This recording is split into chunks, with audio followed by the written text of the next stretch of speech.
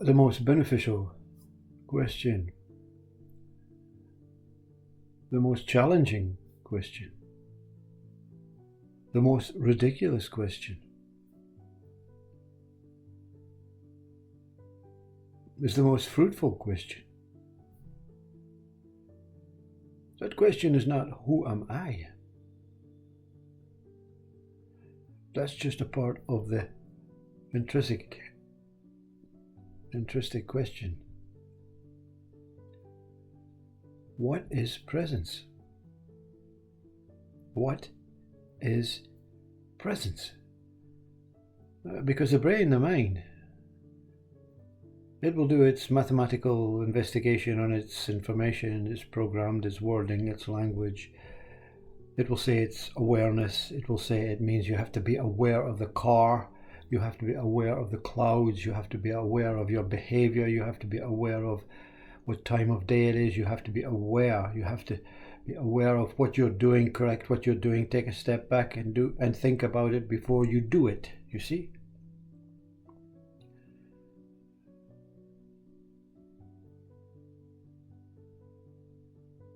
That is presence moving out of its safe zone, taking risks, looking for something that can make me feel better, that I have found presence. I have used my mind. I have investigated the words, the language, the information, the memory, the educational stuff, the experiences, the past thoughts, and I've put them together and I have mentally explained what presence is. You see, presence cannot be explained until it has been truly experienced.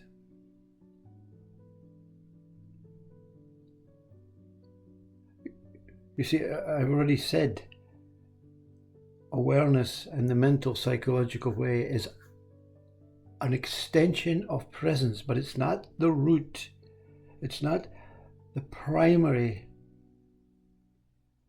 joy of being completely present with life in its most purest, simplest way.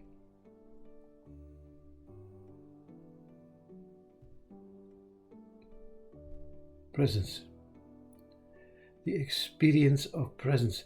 That what experiences presence in that root state, that primary state, that whole state, that knows nothing about separation.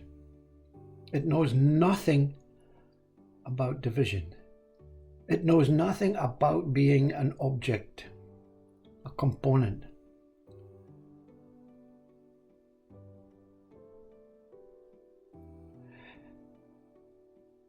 No human being, even Buddha, Ramana Maharshi, could not remain in pure presence 24 hours a day, 7 days a week, 12 months a year, for years and years and years and years and years, for the ever-ending death, until the ever-ending death. That's why for Ramana Maharshi and Buddha, it was initially it was kind of practice, not this niddy. Whatever comes cannot be truly present. It is an extension, an up, a matrix, an arm, a leg, a branch of the truth of where I exist in my purest state.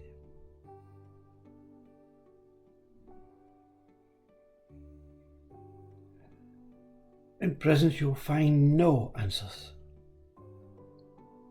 You'll find no emotions. you'll find no past, no future, no thoughts, no imaginations, no experience. And of course, that's why the mind says, what's the point? If I'm always present but not experiencing it, I'm experiencing versions of presence, versions of awareness, versions of mind states that take me into past, to future, to words, to language, to extensions, to more extensions. If it takes me into the universe, into the beyond, it can take me to God, Atman, Brahman. Thoughts, whether they're thoughts, whether they're real, whether they're true, whether they're elusive. It's a challenge. It's something I enjoy doing. I'm willing to take on board suffering, anxiety, Sat Chit Ananda, joy. I'm willing to go through the whole process of experience and multiplication of states of mind, states of experience, levels of being, levels of human. What's the point in understanding that simple nothingness, emptiness, as the Buddhas call it?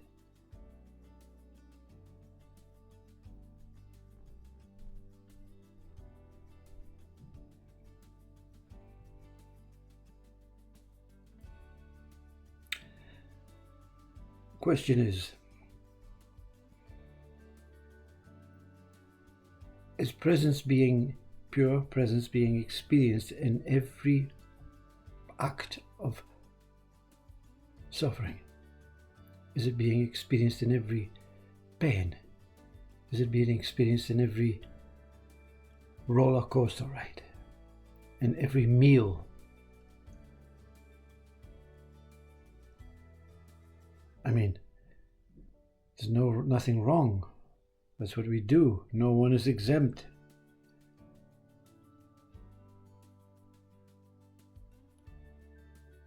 It's two for the price of one, you see, when you realize the presence, that you're not the one realizing presence, you are presence realizing presence. You can then enjoy the one that's realizing presence is presence. Let me say that again. There's a realization when in this moment, in this presence, when there's no division, there's just wholeness, emptiness, fullness, oneness. There is only presence experiencing presence. There's no you.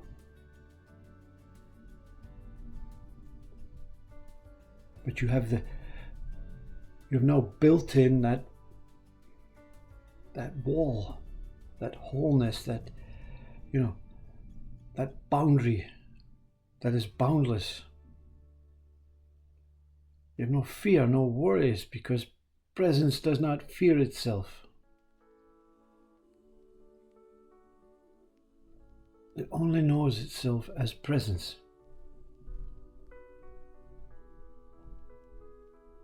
So when this is confirmed, when this is solid, like Buddha and Ramana Maharshi, when they understood that they can be a form now. There's a form. But in the form, presence is the main attribute of the form. Presence is what's holding the form together. It's what's holding the life together. So you can be an individual person. So the person is present with itself being presence. Present.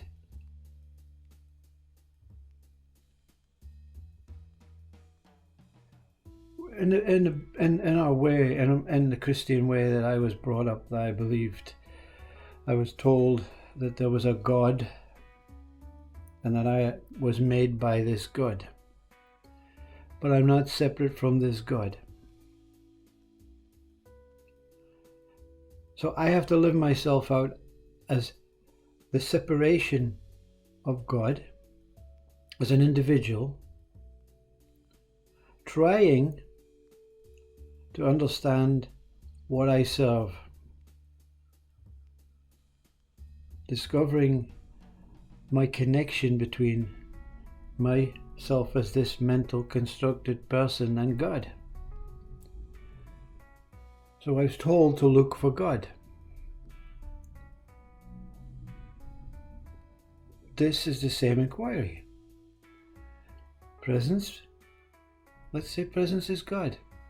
But when you use the word God, you're frightened to go there, you see. I'm frightened to discover presence. I'm frightened to be present. I'm frightened to go inwards into this pure state. He may pluck me out. I may die.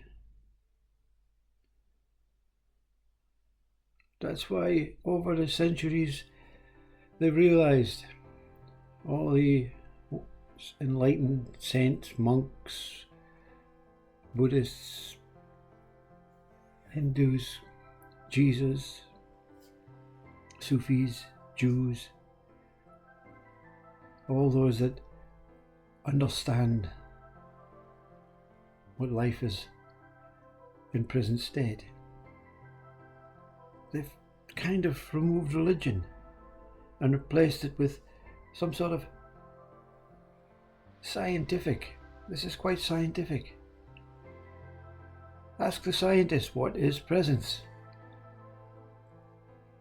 He'll use the mind, the psychological ways, the microscopes, the telescopes, the universal knowledge, the theories, the quantums, the strings, the holograms. He'll do anything, but he won't investigate his own presence, his own connection to presence. So we fail to find our own connection with a God. We're not into that now. Unfortunately, that's taking us further away from God rather than into God. So we use it as an individual. So I am this person connected to presence. This presence is my pure state. If you say God is my pure state, you get lashed and put up in a cross. That's why it's been changed. But presence is the whole conscious experience as God. And I can move in and out of it. But I cannot not take it with me. So when I walk into the countryside, the tree is presence. The walk is presence. The experience, presence. The one that feels it, presence. The emotions, presence. And I have the joy now of saying, I am present. The tree is present. The walk is present. But I know the I, the tree, the walk, the names are not forever. But presence, it cannot be forever because it doesn't have a beginning, it doesn't have an end. So why can you say forever? It already is that it is. Presence